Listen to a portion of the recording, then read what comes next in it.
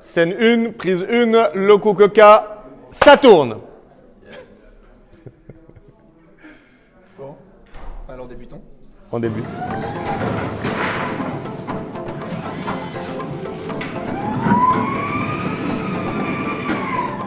Est-ce qu'il faut être un peu fou?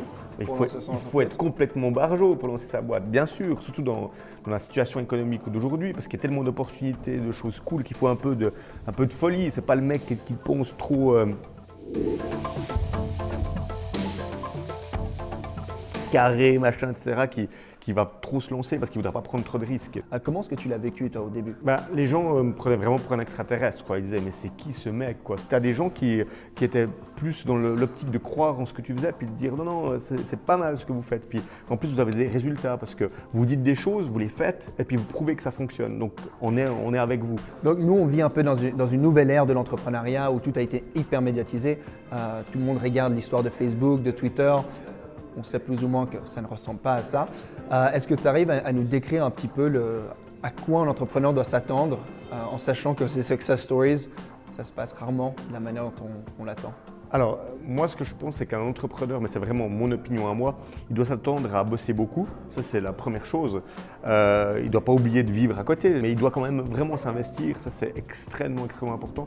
Et puis, il doit croire à son projet, quoi. Merde, il y a trop de gens qui sont là. Ah ouais, machin, je vais lancer ma start-up. Mais bouge ton cul. Et puis, tu vois, c'est un petit peu le message que j'ai envie de donner, quoi. C'est que tu as beaucoup de jeunes entrepreneurs qui pensent qu'ils sont entrepreneurs. Mais en fait, non. Être entrepreneur, c'est tu te sacrifies à fond, te lancer dans ton truc. C'est comme quand tu démarres un feu. Tu sais, tu fais un feu.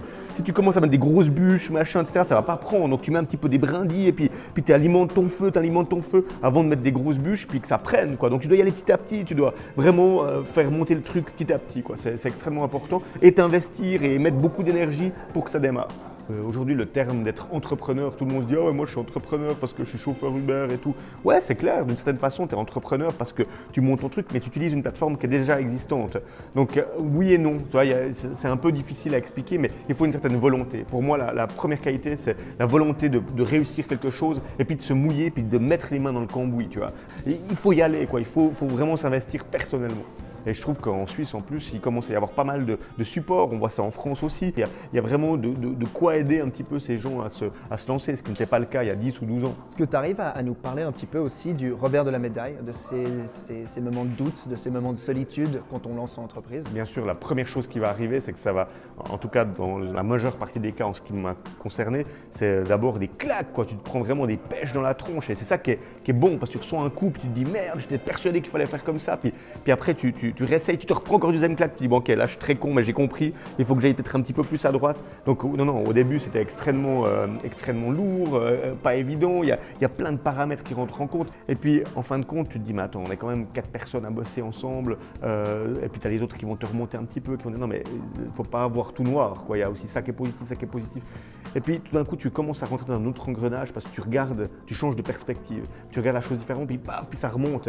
Et puis tout d'un coup le truc il est clos, puis il évolue peut-être pas exactement comme tu veux, un peu moins vite, puis d'un coup paf, le mois d'après ça explose, puis t'es là waouh. Donc oui, c'est pas rose, oui il faut s'investir beaucoup, oui il faut beaucoup travailler et pour arriver à réussir à faire quelque chose, mais il faut surtout pas lâcher, quoi. Lâcher rien, aller jusqu'au bout, jusqu'à la dernière seconde, il peut toujours y avoir un retournement qui fait que le truc décolle.